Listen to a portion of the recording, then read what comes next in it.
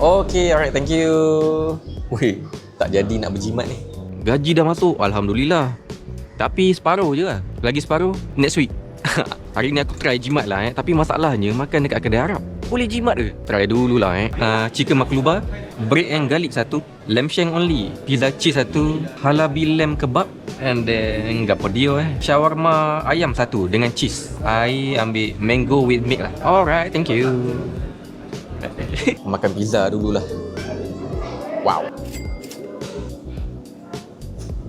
Gila, sedap juga. Dia punya cheese ni tak berapa nak tebal sangat. Ada kadang-kadang tu aku pergi pizza cheese dia tu tebal sampai agak muak.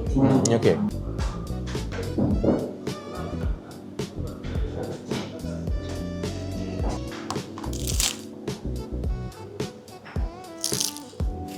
Wih, sedap. Roti besar macam ni, lepas tu dengan garlic. RM7 je pun.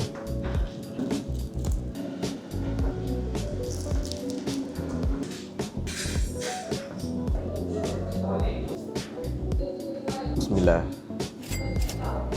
Oh, sedap gila.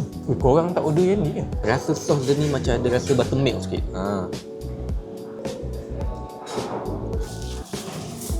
Shawarma ayam.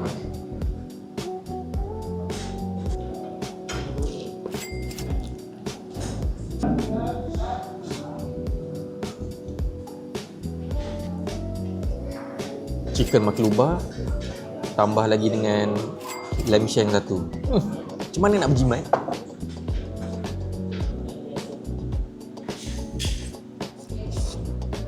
Lembut ayam dia.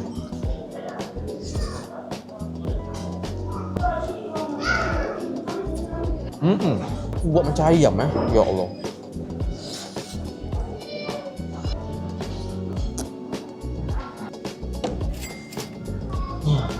Kedai ni ada 1000 lebih dia punya review, atas 4.5 star. Bayangkan, sebab tu ramai orang. Belat Al Rafidain ni ada dekat Taman University, Skudai. Buka dari 10.30 pagi sampai 12 malam. Ini kalau nak datang dengan family, nak celebrate apa-apa, inilah tempatnya.